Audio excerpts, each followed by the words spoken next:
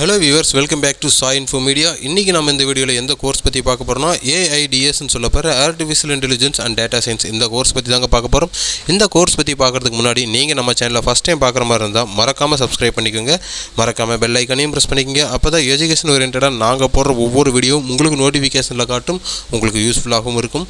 வாங்க வீடியோக்குள்ளே போகலாம். அதாவது இந்த ஏஐடிஎஸ்னால் என்னென்னு பார்த்தீங்கன்னா ஆர்டிஃபிஷியல் இன்டெலிஜென்ஸ் அண்ட் டேட்டா சயின்ஸ்னு சொல்லப்படுது. அப்படின்னா தமிழ் என்னென்னு சொல்லிட்டு பார்த்தோம்னா செயற்கை அறிவாற்றல்னு சொல்லப்படுதுங்க. அதாவது இந்த செயற்கை அறிவாற்றல்ங்கிறது என்னென்னு பார்த்தீங்கன்னா மனிதர்கள் வந்து இயற்கையாக படைக்கப்பட்டவங்க. அந்த மனிதர்கள் மூலியமாக செயற்கையாக ஒரு மனிதர்களை படிக்கிறதாங்க இந்த artificial intelligence and data science.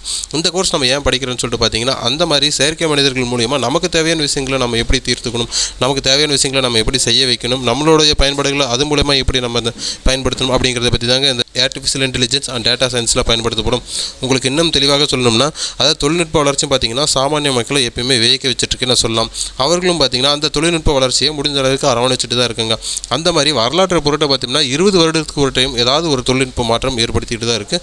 அதே மாதிரி 100 வருடத்துக்கு முன்னாடி பார்த்தீங்கன்னா கணினி அப்படின்னு சொல்லிட்டு ஒரு விஷயத்தை தொழில்நுட்பம் கண்டுபிடிக்கப்பட்டு மனிதர்களோட பயன்பாட்டில் ஒரு மிகப்பெரிய பங்களிப்பை கொடுத்துட்டுருக்குன்னு சொல்லலாம். அந்த மாதிரி கணினிக்கு அப்புறம் பார்த்தீங்கன்னா ஏஐடிஎஸ்ன்னு சொல்லப்படுற இந்த artificial intelligence and data science பார்த்தீங்கன்னா செயற்கை மனிதர்களை உருவாக்கி அது மூலியமாக நம்மளோட தேவைகளை பூர்த்தி செய்கிறதுங்க.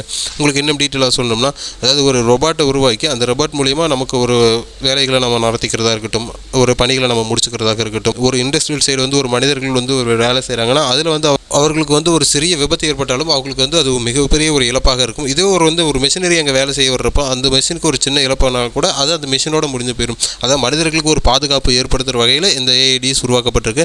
அதாவது நீங்கள் தனிநபராக இருக்கீங்க, உங்கள் கூட வந்து வேலை செய்கிறதுக்கோ இல்லை உங்கள் கூட வந்து ஒரு உட்காந்து விளையாடுறதுக்கோ ஒரு செஸ் விளையாடுறதுக்கோ ஒரு கிரிக்கெட் விளையாடுறதுக்கோ ஒரு நபர்கள் இல்லை அப்படின்னு சொன்னாங்கன்னா இதுலேயும் வந்து நன்மைகள் மட்டும்தானே, தீமைகள் இல்லைன்னு கேட்டிங்கன்னா கண்டிப்பாக இதில் தீமைகள் இருக்குது. ஏஐடிஎஸ்ங்கிறது பார்த்தீங்கன்னா ஒரு தொழில்நுட்ப வல்லுநரால் ஒரு செயற்கை மனிதர்களை உருவாக்குறது.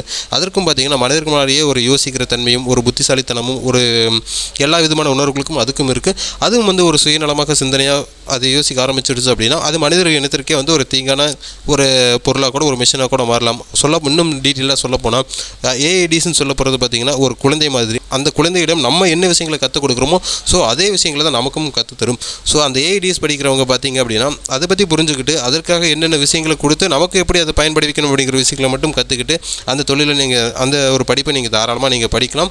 அதற்கு உங்களுக்கு வந்து ஏஐடிஎஸ் படிக்கக்கூடாது அப்படின்னு சொல்லிட்டீங்கன்னா கண்டிப்பாக அப்படி கிடையாது. இது வந்து எல்லாருனாலையும் நடக்கின்ற ஒரு தவறு கிடையாது. நீங்கள் ஏஐடிஎஸ் படிக்கணும்னா தாராளமாக எடுத்து படிக்கலாம். அது மூலிமா நம்ம மனிதர்களுக்கு நல்ல ஒரு நன்மைகளை கூட நீங்கள் செய்யலாம்.